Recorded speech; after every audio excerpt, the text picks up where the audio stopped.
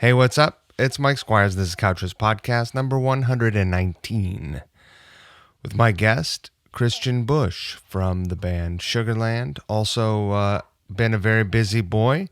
He released sort of like what they thought was a lost album from his 90s band, Pilgrim, this year.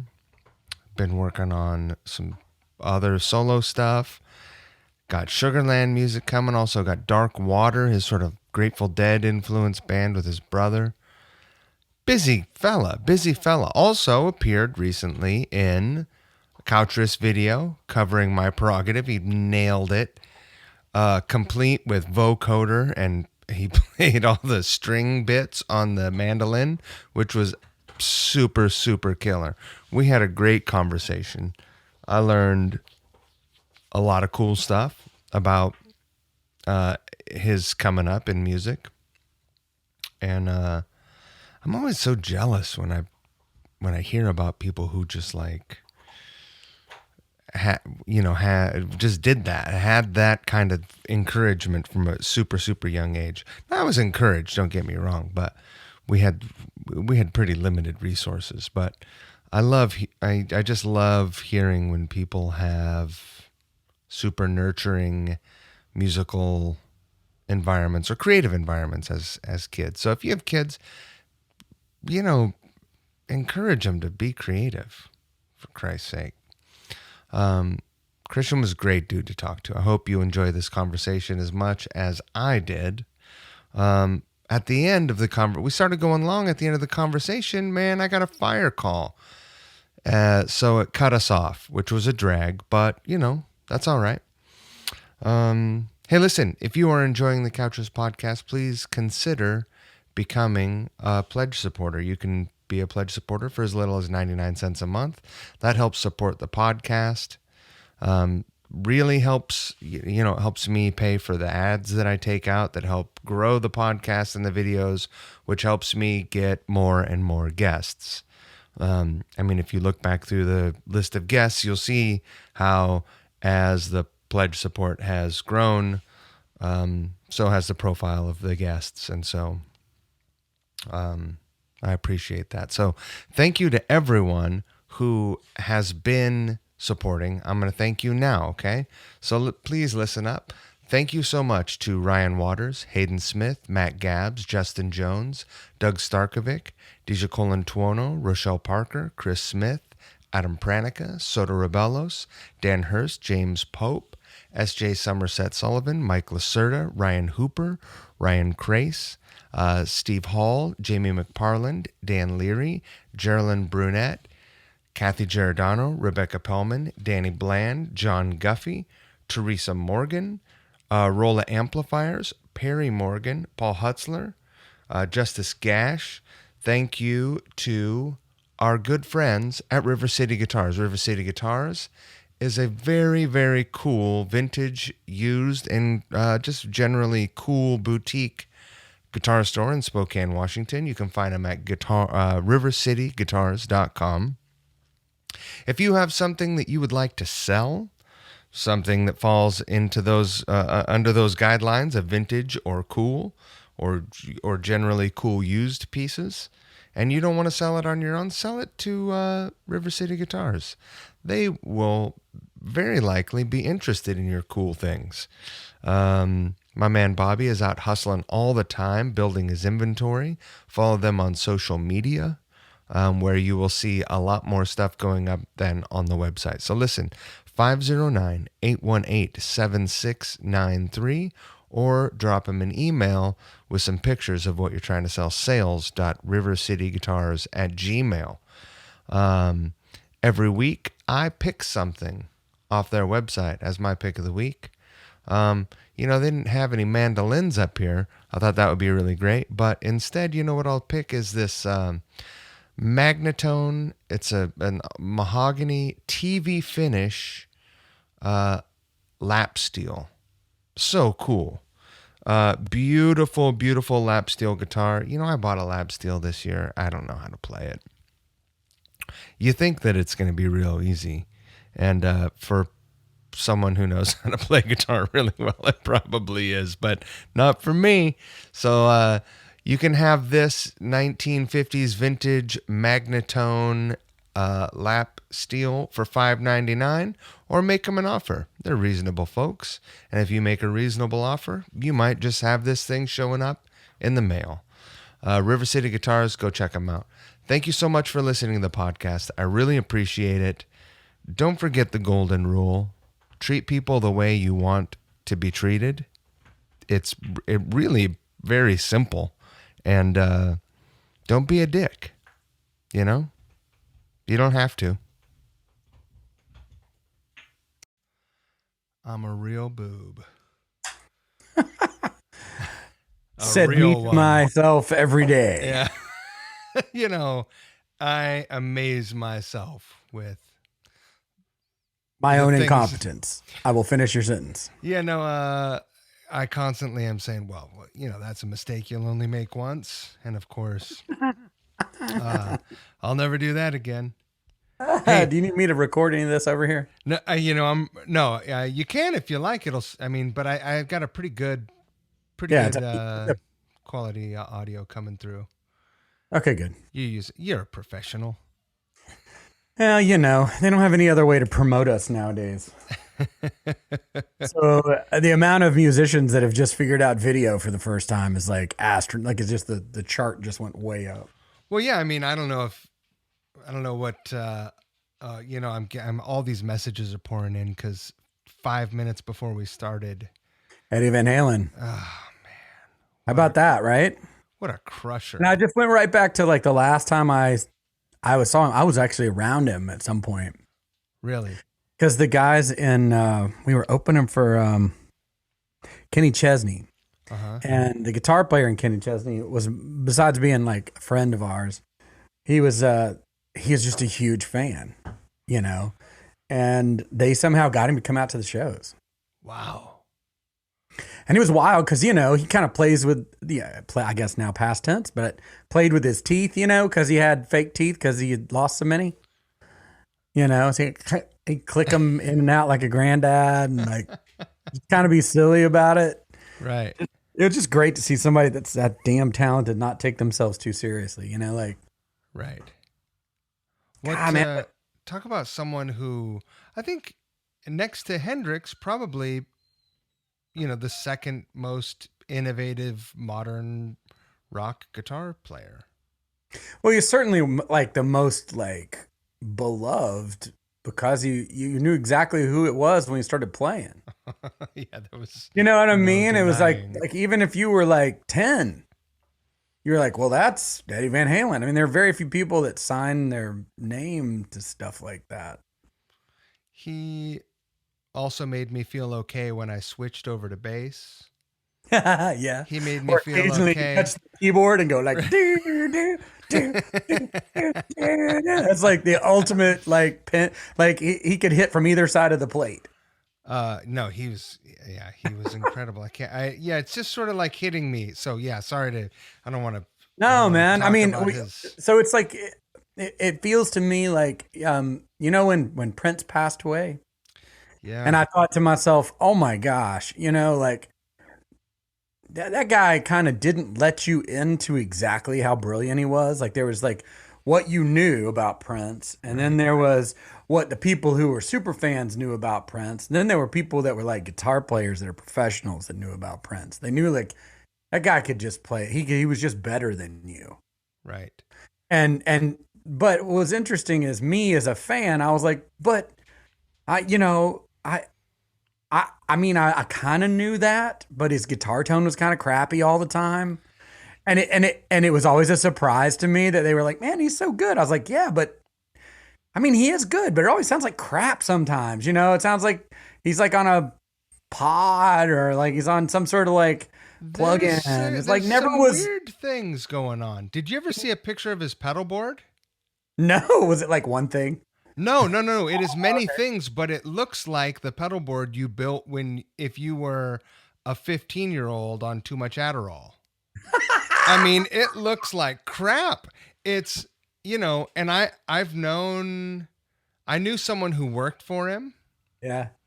or I know someone who worked for him. Yeah, interesting guy, very talented guy. I don't think anyone would ever accuse him of being the most warm-hearted and kind fella. Yeah, you hear that all the time, but I'll tell you what, man, that guy's musicianship was absolutely probably the best musician that was alive. Incredible.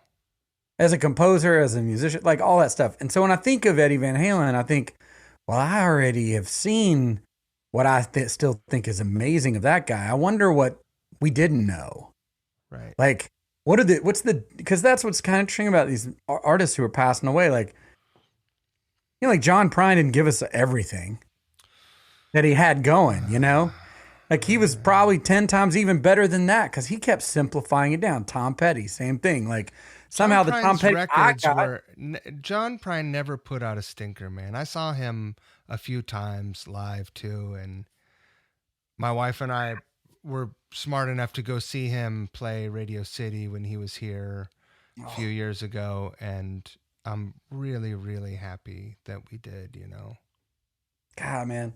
Well, you think about famous people like that are, you know, of them because of their greatness or their popularity, and then you get a glimpse into their talent, but their talent is like a very deep, deep ocean that sometimes they don't always reveal. I mean, can you imagine what like is sitting in the vault of Eddie Van Halen, just like what he recorded on a like lonely, sad day on a guitar? Like, I mean, you know, there's stuff there too.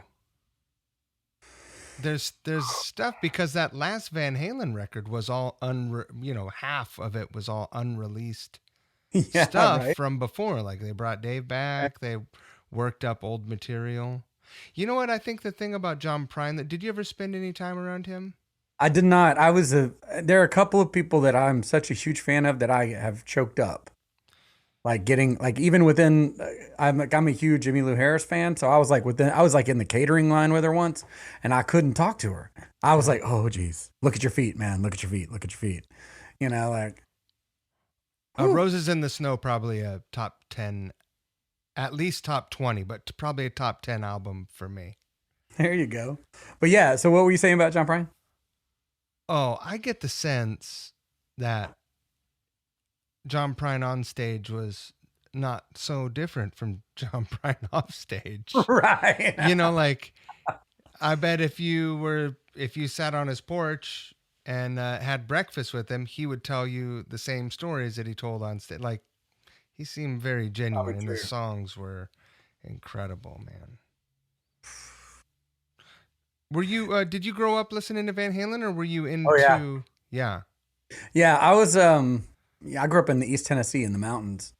So we only had a couple radio stations, you know, and you could only get the other two if you drove out of town, you know? So we got this like country bluegrass station, which was in Sevierville.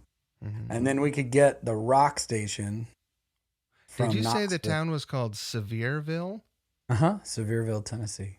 Like severe? Well, it's spelled a little different. It's John Sevier, but gotcha. it sure sounds bad, doesn't it? And it's at the beginning of the Great Smoky Mountain National Park.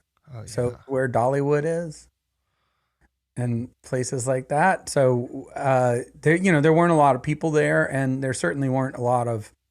It wasn't the culture that you had there was culture of the mountains. You were legitimately those kids, and we didn't have a lot of access other than there was no cable television or anything, but we could get you could get like the college station from the University of Tennessee if the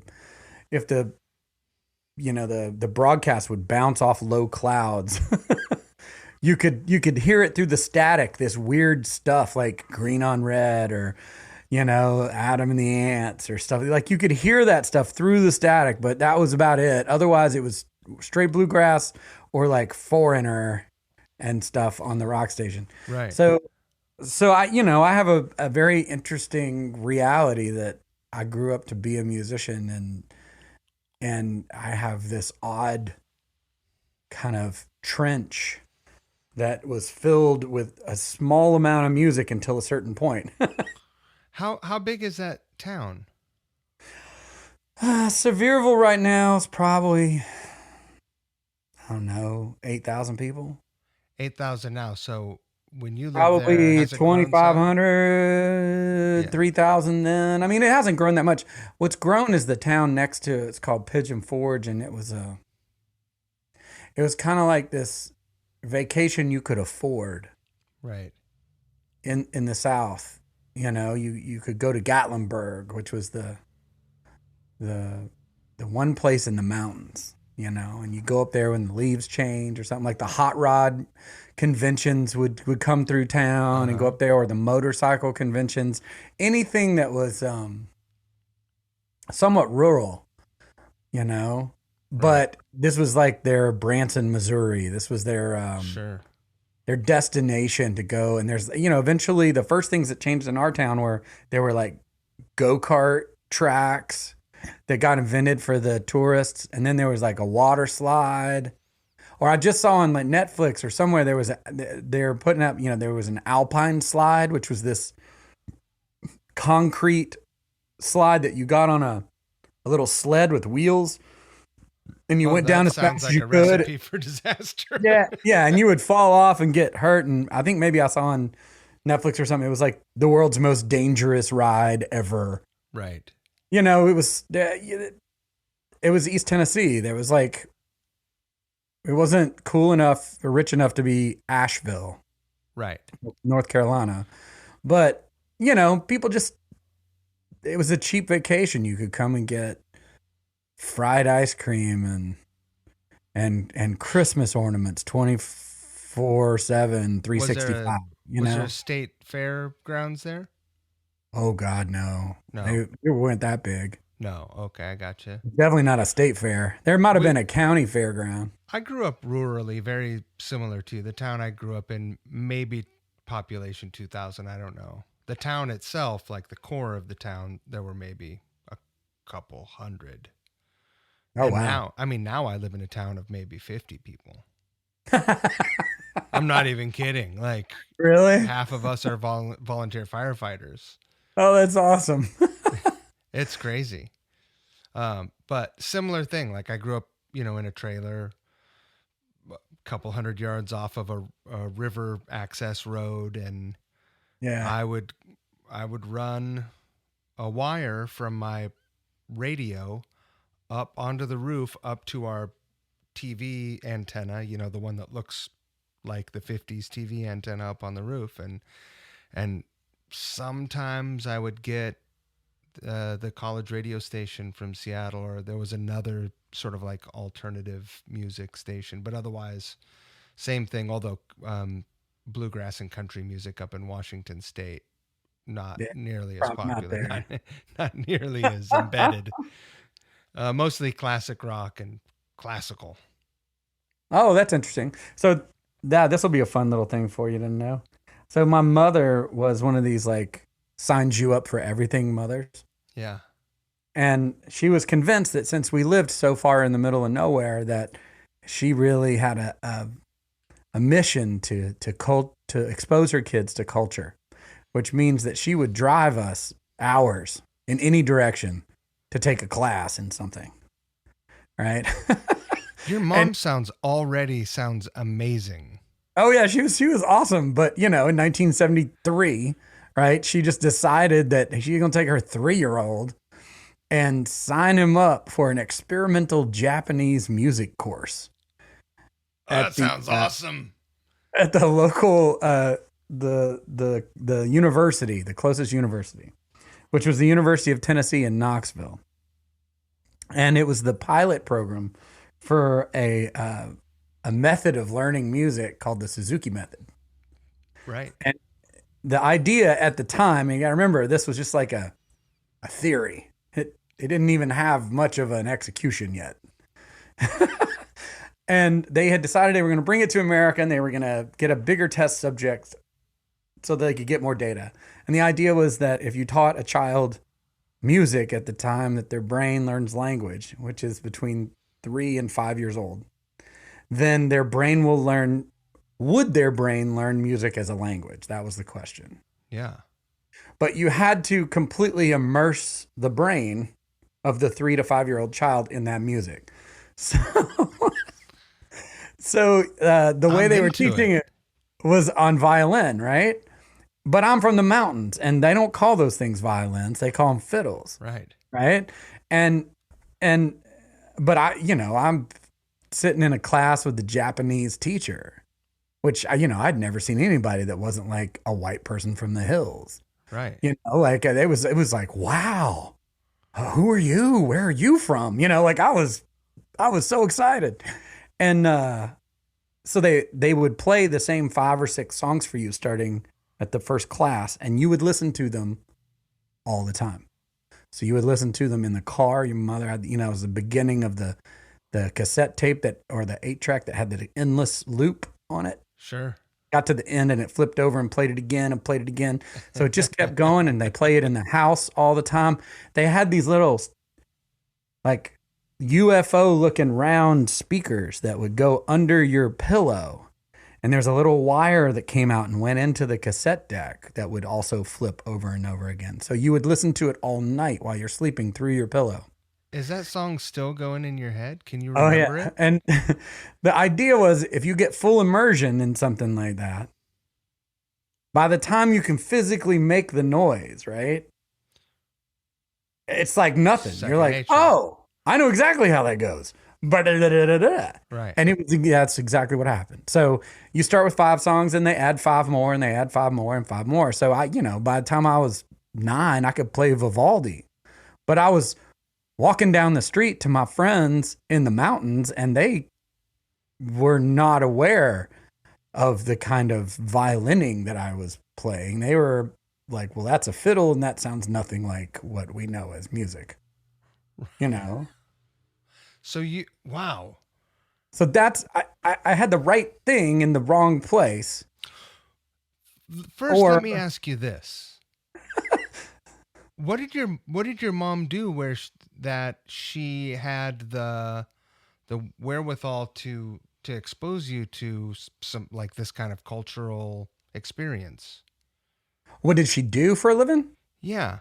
Well, she was a mom. So my parents in the 70s, they kind of did the thing where mom raises the kids. She was a nurse. Gotcha. Until I was born. She was an RN. Mm-hmm. And she worked off and on, but not much. Like by the time my brother came, which is 3 years younger than me, I think she just quit altogether. It was just like, I'm gonna full-time raise the kids. Yeah. And what's strange is she had married a man. She married my dad, who was the oldest of his in his family. And his family, his dad and his granddad were owners of a cannery. Right? Interesting. And so until they sold that, which I was about 12 or 11 years old, I thought that was my job because I'm the oldest. But I was going to grow up and run a cannery. Huh. And so it's a real shock that I'm a musician, right?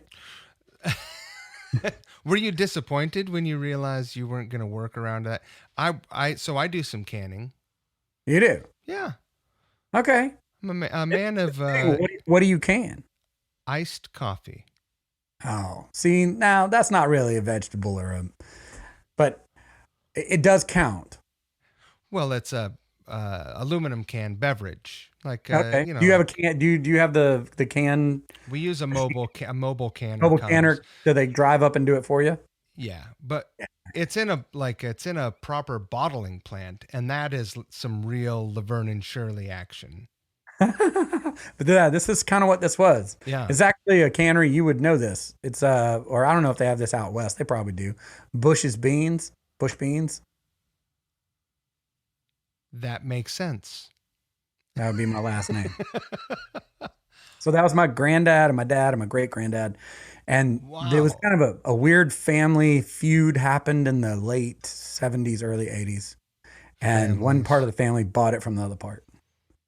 At least they bought it. You know what? In my family, we were always so lucky.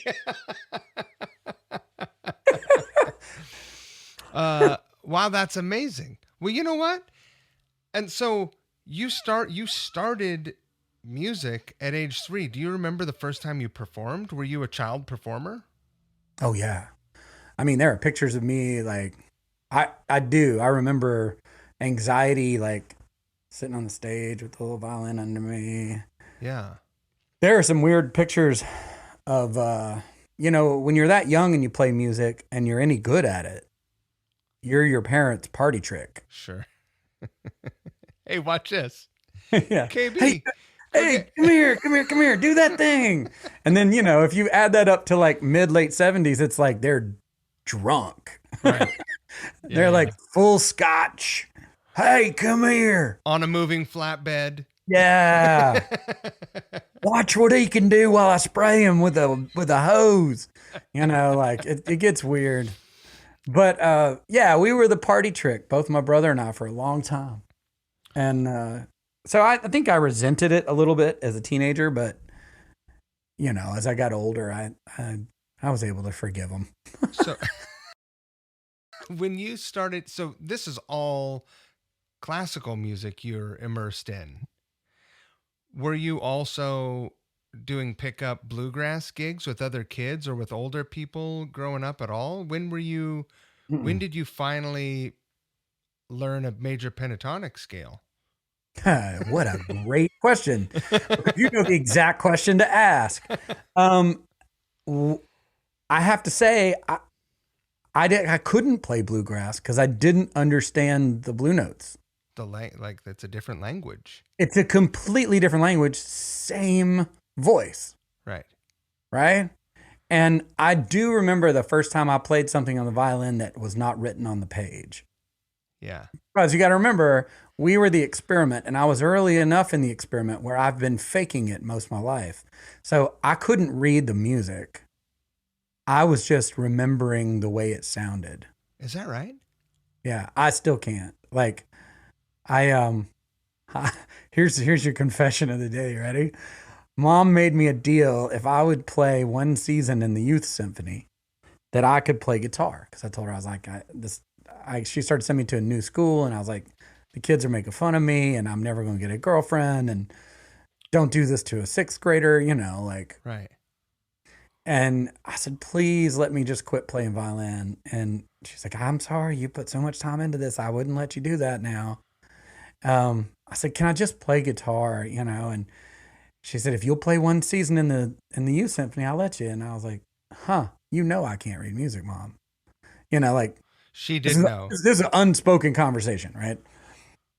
She knew I couldn't, which means it was going to be impossible for me to play a season in that symphony. Right. And so I took her up on her bet, and they had just come out with the commercial Walkmans at the time that had a record button on them. A couple of them did. Most of them didn't at the beginning. Right. And then later they did, so that they were both maybe those dictaphone. I remember this. Functionality had just been built into the Walkman. And I took mine with me with blank tape to the first rehearsal and just faked the entire hour and recorded the kid next to me and would take it home because you'd rehearse on Wednesday and perform on Saturday. And I'd take it home and listen to it from Wednesday to Saturday and walk in and play it. And it was funny because I would never care to turn the page. I was going to ask you. I would let, what because happened? you and your like your seatmate are supposed to trade who turns the page. Like at the next page I'll do it, next page you do it. So one of us is always playing, and I was always like, and fuck you. I knew it. And so you literally never actually rehearsed? No. I mean, I sat through rehearsals, but I faked it. Right. Because what would you do? I mean, I guess you could see, okay, we'll take it from bar whatever. Oh, yeah. I just wait until I could hear something I recognized and jump in on that. Oh, that's great. But you can do that as a violinist. You can kind of mute. What about the Nashville number system? Do you know enough about theory that? Yeah, I do now. It's funny because now I'm a producer and I'm a music I write stuff for musicals and shit.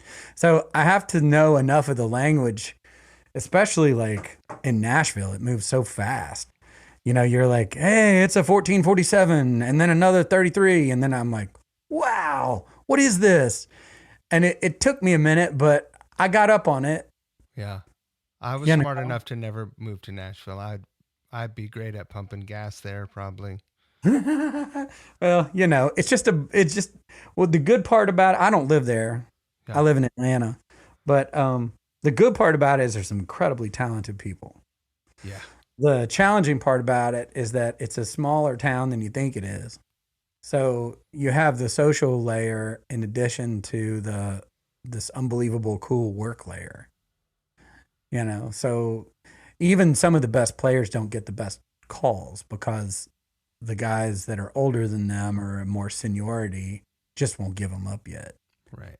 So you see all this stuff. It doesn't apply to me as much because I'm an artist as well as a writer. And so I'm kind of like the kid in high school that gets along with everyone. Sure. Because, I'm not from here. I come here to enjoy and try to make things better. But it's a curious life, the language of music. And depending on where you are, they speak it differently. Oh, you better believe it. So, okay, you make it through that season and your mom has to get you a guitar. That's right. Oh yeah. And so did you pick one out or did she show up one day with one? Oh, no. I had to pick it up. Guitar was an electric guitar. Mm-hmm. And it was like a cheap like Strat knockoff or something. Mm-hmm. And what was amazing is I had all the dexterity to do it. Right? So I'd spent been bowing my whole life making my right hand strike a string and my left hand control it. And so that was no change except instead of like up here on your shoulder, it was now down here in your lap. And I could do it if I wasn't looking at it. I could find my way through it because I could hear it. Right. But every time I would look at it, it would be weird. Well, the strings are tuned differently. First of all, different. Right? Yeah, they're differently, but I reverse engineer instruments by pattern. So I found out very quickly as a kid that I could go into a music store and pull something off the wall, no matter what it was. And if you give me like 4 minutes, I could figure out the pattern and then I could play anything on it. Here's a major chord. Here's a minor chord. Right. Or here's the root chord and here's 2, 3, 4. There's the, and I could do it that way. I could pick out like a church hymn, like Amazing Grace. If I could play Amazing Grace on that instrument, then it was like the Rosetta Stone of that instrument. Right. That makes good sense. That's all right. So then did you have a high school band, like a high school rock band or something? Oh yeah. I had a lot of them. Oh really? Yeah. So cover bands or original? You guys jump right into originals? Or you doing covers? Oh yeah, right into originals. Amazing. I mean, there were covers, but that was just so you could get a gig. Right. It brings up Eddie Van Halen, right? So that was at the time where that would have been, I was 15 in 1985. I think you're a year older than I am. So I was 13 in 1983, which means, I was playing stuff off, Diver Down. Oh. I was like, I was doing that and learning them, but learning them mostly by ear. What I didn't really understand is, on a violin, there was like first position and second position, which is essentially just moving your hand. Yeah. But as a kid, you've got it programmed in your head as something completely different than first position. Like all it is you're just moving your hand up. And on a guitar, I learned enough and became proficient enough without learning anything really above the 7th fret. Like I didn't need any of that to start making my own albums. Right. So there was this huge blind spot in my skill set. All right. Because I only would learn as much as I get up there. Huh? Tom Petty never needed to get up there. Right. So that's why I love a good capo. Whoop. And then suddenly the rest of the world's available to me. But the real kind of corner of my life happened when they released the commercially available 4-track. Oh yeah, dude. So that came out when I was 14. So it was 1984.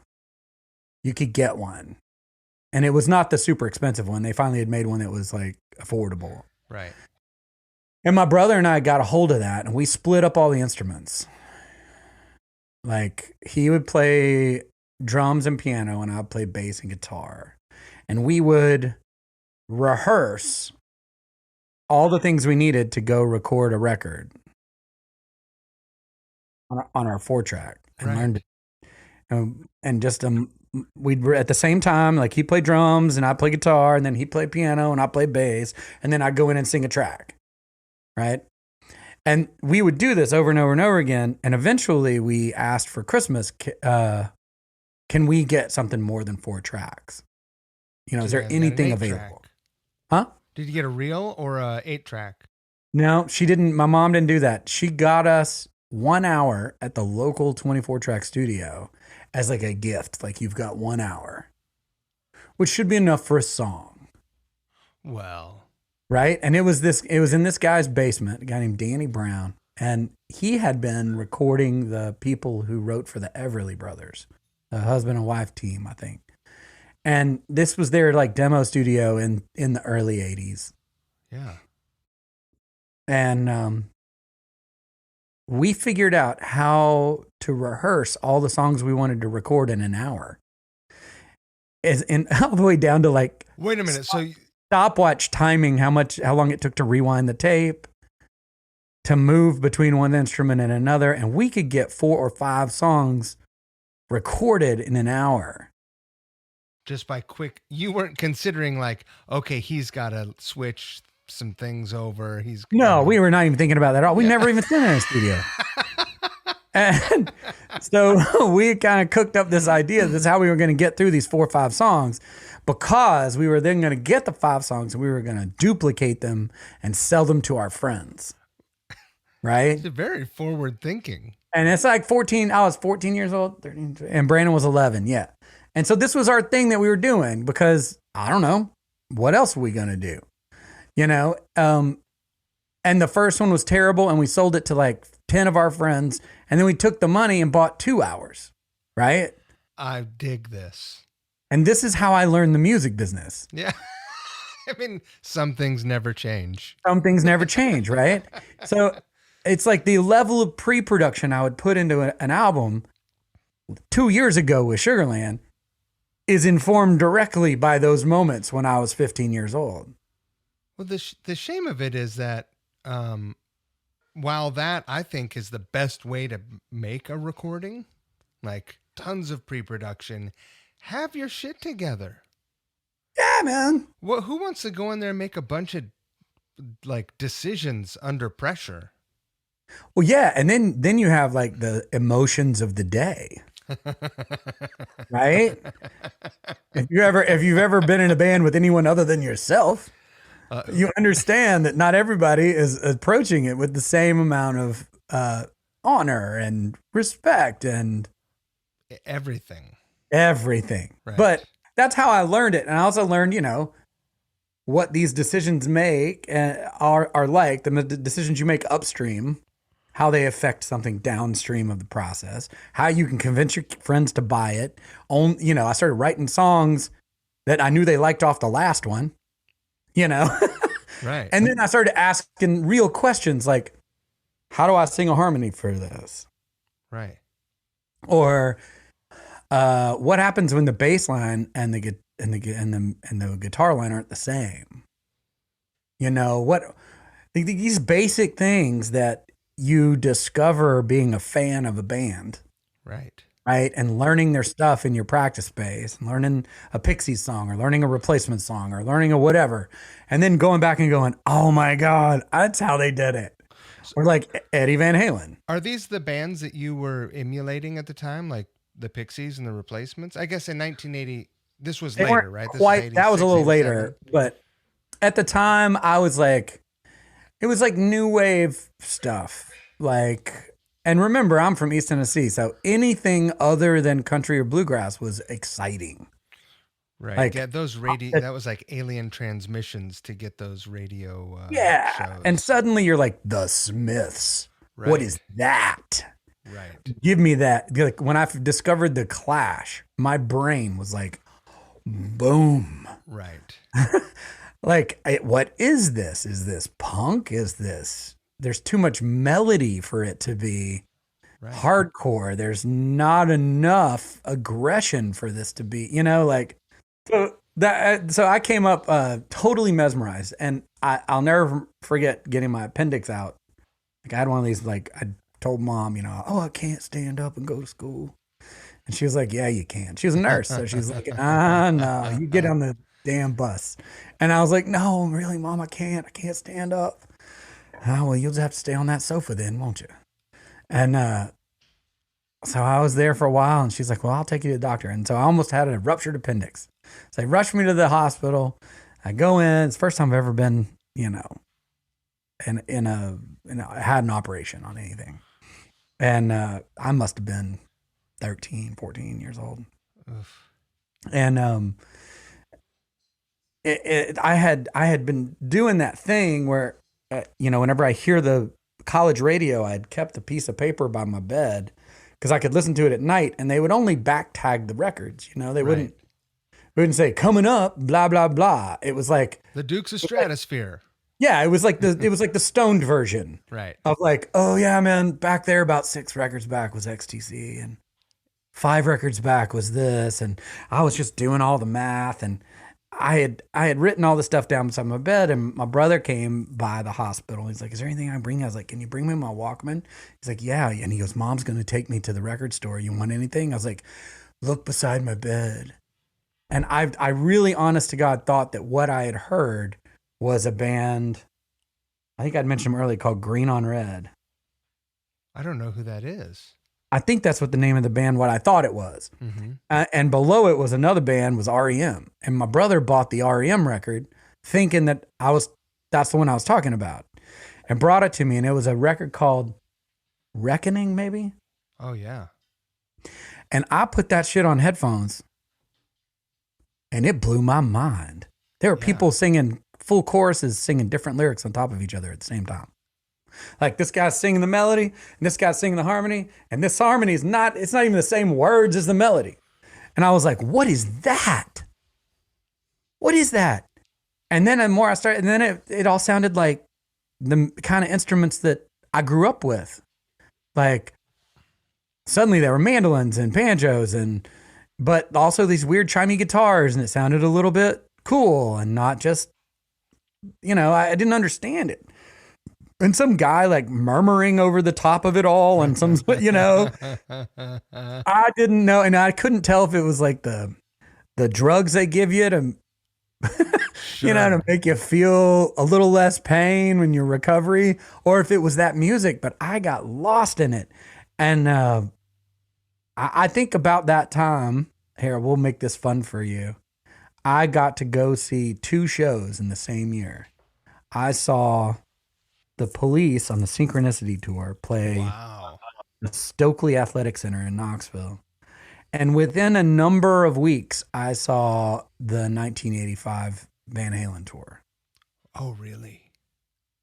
And between those weeks and that recovery and all that stuff, I decided this is what I'm going to do with my life, if it's at all possible. And was there time? There have been times when you thought it's not going to be possible. This seems insurmountable. That was like last week, probably. Still going to need to get a day job. Still won't let the tattoos go out from underneath the, right in here, right? Just in case. Just in case I have to be. Just in case. To Walmart. That's the other thing I'm probably qualified to do. So there you go. That brought you all the way back to Van Halen. Wow. We don't have a ton of time left, and I want to say, correct me if I'm wrong. You still, despite what a year we've had, and not the world, you're staying pretty busy. Like you've had a pretty productive year. Oh yeah. Well, I'm one of those strange people where quarantine is a Ain't no relief. thing. There's a little bit of like, there's just a lot of people outside sometimes, and I think I've had enough years of people that a little time without people, I'm not having anxiety because I haven't been to a restaurant in a while. Right. I'm not having anxiety because I haven't been to a dinner party in a while. Right. I'm not experiencing any of that. I'm kind of excited that that there is space to stop moving. Now, it doesn't mean that internally I'm not moving, and I think that's why I've been productive. But I'm not. My body has been traveling since I was 17 years old, and I just turned 50. So I think I'm kind of into the not moving the water sack of me. Sure. Through airplanes and buses and cars and shuttles and, trains. And it's okay with me right now. I do miss some interaction with people. Sure. But as a result, I've been able to maybe do a little catch up. My 90s band, Billy Pilgrim, I got to release a record that we thought was lost or burned, and we found it and we got the time to put it out. And then I just decided, you guys thought the master tapes were... They did. The master tapes burned. Oh, the master tapes did burn. They did burn. And they burned right before I started Sugarland. And we had found like a copy of it, and we were so distraught that we manufactured like, I don't know, 200 or 300 of them, and sold them at one show, and then we never played again. And honestly, Andrew and I didn't talk for, I don't know, 15, 18 years. Wow. And then is everything okay? I mean, it's just we went our separate ways, Sure. but we never really officially broke the band up. And I mean, within a year, I started Sugarland, and within a year and a half of starting that band, it actually got these huge, like, rockets strapped to it. Like we hit the right time and the right space, which is really hard to do. Yeah. And the ascension happened, and then it just kept going. And oddly, Sugarland took a break, also didn't break up, but like paused. And when we rebooted everything, I was on a solo show in Florida at a festival called 30A. And in the middle of the show, I started playing an old Billy Pilgrim song, and damned if Andrew doesn't walk on the stage and start singing it with me. And we sang before we talked. Is that right? Yep. You knew he was there? No, I knew he was at the festival, and because we had reached out to try to see if we could connect, but somehow he made it to my show and walked in and walked right on stage in the middle of that song.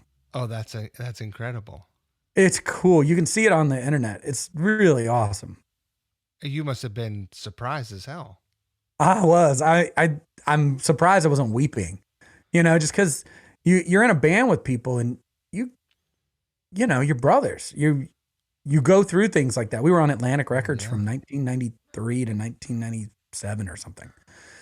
We went around the world, and then we just stopped being around each other a couple years, 4 years later. But we'd made this album in between that, leaving Atlantic Records and before we stopped. And it was the record we always wanted to make, but we had learned this treadmill of making music for a record label that, has its own worries and its stresses, because you're trying to make something that's commercial and will hit the radio, but you're also trying to make something artistic that satisfies you, and you're trying to balance all these things. And as soon as we got off of that label, after a very good run, we had an amount of time, and we made the album we always wanted to make and never really got to release it. So now 20 years later, we teed the album back up, and it came out a month ago. It's great.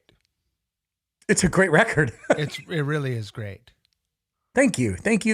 Yeah.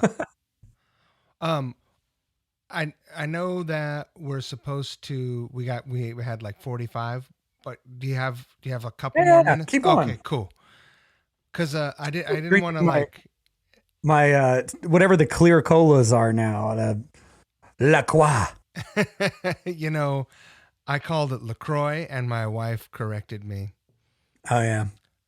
Like she, Did she correct you in French? Pardonnez-moi. It's La Croix. You mentioned that that playing in a band with people is like, and your bandmates are like your brothers, but you still, after all this time, I guess like Eddie and Alex, play with your brother. I do. We play almost every day. Is that right? Yep. That's awesome. And the thing that, I mean, in my old age, I'm easily choked up. I used to be such a dick when I was a kid, but I get choked up watching cartoons and stuff. But you talked about being in the hospital bed and your brother saying, "Can I bring you anything? Mom's taken me to the record store. Do you want anything?" Not like, "Hey, screw you. Mom's taking me to the record store." Yeah? Whatever.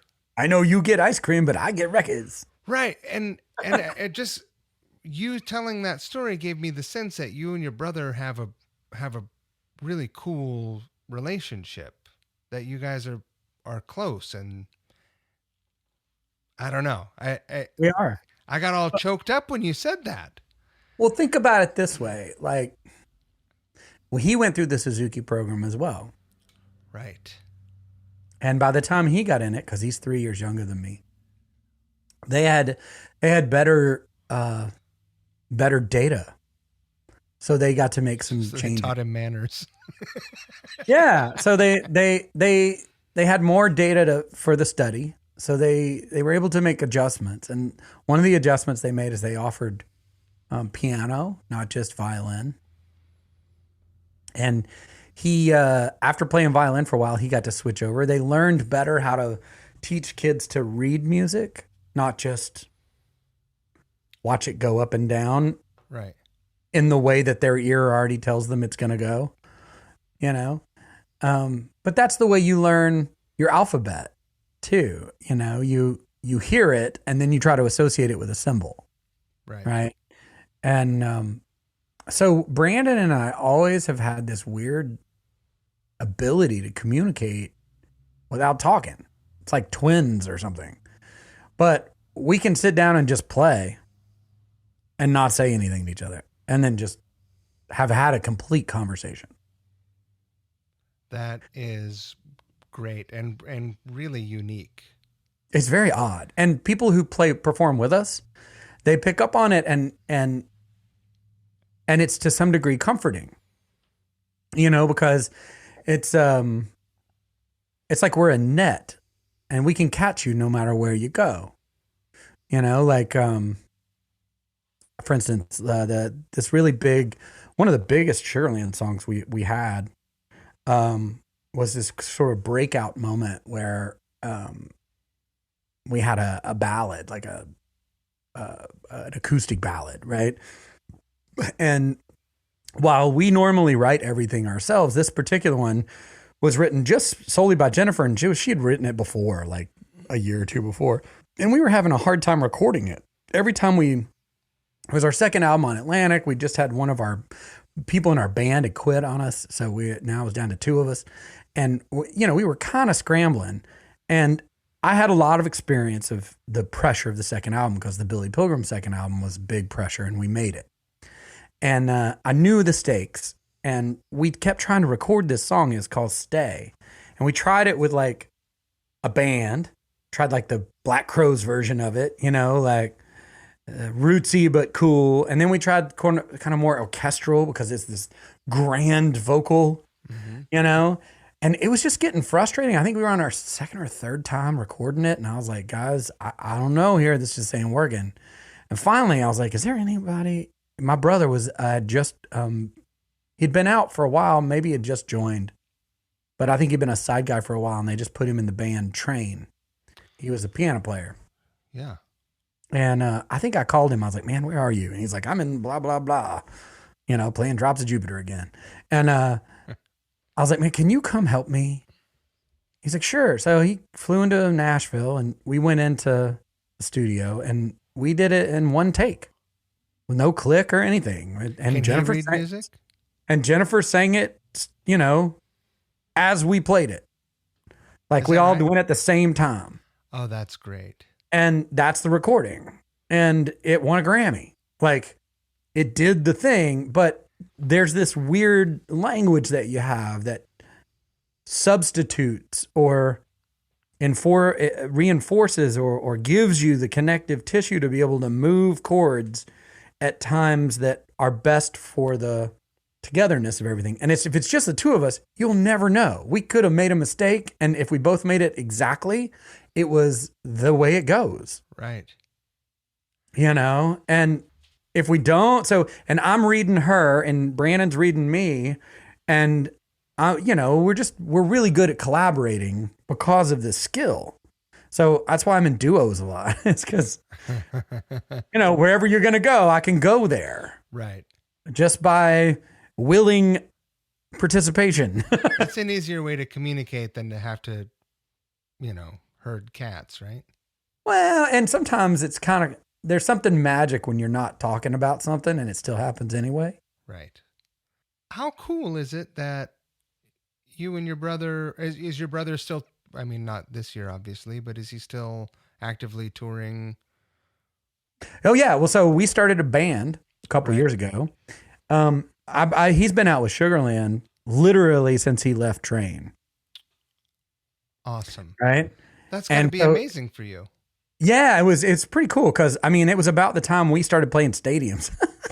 It's cool for him too. He was like, yeah, and he always talks about it. Like he was like, I was with Train for the nadir of their career, right. He didn't quite get the comeback with, the Pat's comeback. But when that happened, he came over and we started playing these huge places. And we have this great food and it's a very warm environment. The Sugarland place is a real positive place, and he loved it and it was great to do it. And now, he and I ride around on the bus together whenever we go out. And you guys share a bus. Pardon? You and your brother share a bus? Yeah. Great. It's so good. We call it the man bus. And you guys have probably the same inside jokes you've been cranking on since you were whatever. Oh yeah. It's so fun. He's been playing the like Close Encounters. Da, da, da, da, da. He's been playing that literally inside songs every show since we were like 15.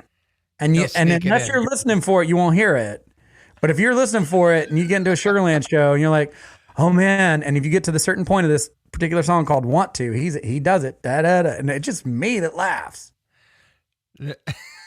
And it's particularly funny to you because he's never let it slide. Oh no, he'll just and if it hasn't happened yet, you're like, oh. But he was doing it at 15. Well, yeah, as soon as that show came out, I think that was about the year it happened, or a couple years after. Yeah, it was a couple years after it happened. It was just, maybe somebody does that now as a kid with the Mockingjay right sound, but for us, it was Close Encounters. Like that's how we speak to aliens, people. Right. Wow. And so is there a Sugarland album coming also? So you have your solo album came out 2 years ago? Yeah. Well, solo album came out like 4 years ago, but 4 years ago. It updated over pandemic. I put out the rest of the music that was supposed to be on it. Got it. And then the Billy Pilgrim record just came out a couple months ago. And then that whole catalog came out on top of it. And then I have a rock band that I started with my brother and our friend Benji Shanks, and it's called Dark Water. And it's like It was loosely, at first, it was inspired by kind of the Grateful Dead, late 70s, late 60s, early 70s. So when they were making American you a Deadhead? Yes and no. Like You I'm a big Grateful Dead fan. songs? But, huh? You like the songs? I like the songs off that record. Yeah. And I like the oddity of the way they write songs as parables, the way Bob Marley does the same thing, right? And I've always been a fan of message in music, especially when it's just underneath it. Right. You know, you're looking up here, but down right here, it's like, wow. And it was always music of comfort, that Dead music. And Brandon had this kind of real interesting realization, because he works a lot of film and TV people, that they couldn't license any of that music. And so we were like, Brandon was like, what are the songs that would have been on American Beauty that, you know, they just left on the ground? Right. That they would have never, like, these songs beat out those songs. And I was like, oh, well, that's really going to be impossible, because those songs are like the ones I remember the most from the Dead. They weren't just hooky, but they also had this incredible melodies and meaning. And I don't even know how they did that.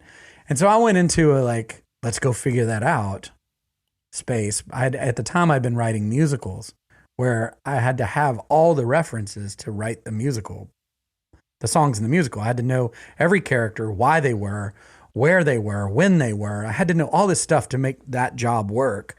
And then Brandon kind of layered this challenge on top of me, and I was like, ooh.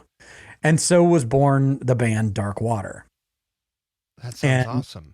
It just came out last year. And we put out a couple of the other songs that were supposed to be on that first Dark Water record during pandemic. And we have just finished our new record during pandemic. So I've got 4 bands going at the same time, which is really great for me, because I write a lot. I do a lot. And it makes more sense to me when I can divide them up. You know, like, this is a Sugarland song. This is a Billy Pilgrim song. This is a Dark Water song. This is a solo record song. You know, like. Otherwise, you wake up in the morning, and if you just start writing something, you're like, all right, well, this is a song. Right? Yeah, I don't really know. Like, I started one this morning. Put this. Yeah, I wanted. It was just a title. It was, you know, we're just a couple of homebodies, and I thought, you know, what does that really mean? And I thought, I mean, that'd be a cool song. That's the story of the world right now. Right? Like, that's me trying to make it like the cup is half full. Yeah. It's the opposite of we're a couple of wanderers, you know? Right. Yeah, exactly. I love this. I love it.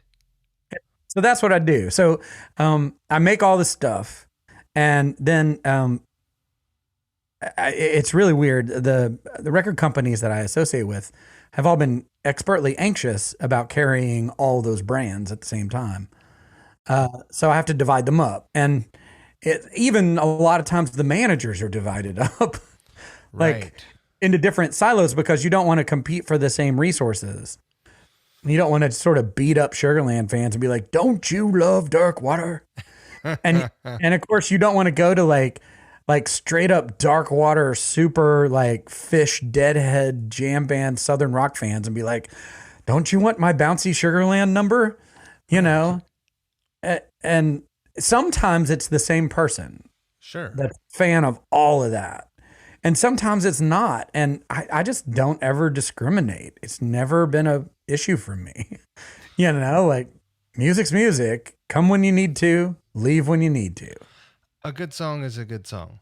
That's what I've songs stay written, you know? It's like, right.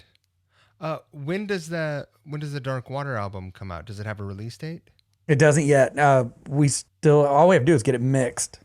I played one of the first songs off the new record. I played it yesterday for a campaign event for Georgia for the Arts for the Biden-Harris ticket. And so it'll be I think that'll be the first time it gets played out. But you know, I would guess that we're about 3 months away from that. What's the I don't really stay out of politics. Mostly I just talk trash But I also I try to not be inflammatory, you know. But what's the vibe down there? In Atlanta? Yeah. Yeah. Well, the vibe is very, Atlanta's been a relatively integrated place that's based on a bunch of things, right? Our most famous leaders in the recent history have been Jimmy Carter, Martin Luther King Jr. We have a fantastic mayor right now, which I didn't think would ever be what I said because I'm not sure I was a fan of Keisha Lance Bottoms at the beginning of her campaign, but the way she's handled all this, civil unrest and we're a mile from the CDC is where my house is. We live in a city that is essentially the crossroads of the South. It's the home of trap music and it's the home of, Sugarland. Right. This is a place whose biggest challenge is that we don't have enough translators for the amount of immigrants that are coming here from other places in the world. We have more nationalities in DeKalb County than any other county in America. What's going on there? You hear that? What's that? That's a fire alarm. Oh, well, be very careful. I can't believe it. We get about a fire call every 2 or 3 weeks, and be careful. This is regrettable, but I have to. I think you need to go, man. Duty calls, man. Safety first, brother. Listen, I really appreciate you giving me so much time. I know we went over. I really appreciate it. I'm so excited. We can talk about it and just say My Prerogative is a banger. And you crushed it because this episode isn't slated to publish until the 19th, and if I can't get my shit together and get that video done before then there's something wrong with me. Well, God bless. What you have is Kristian playing with vocoders, which I think is great. It's wonderful. Nothing says mandolin and country music like a good vocoder. Woo!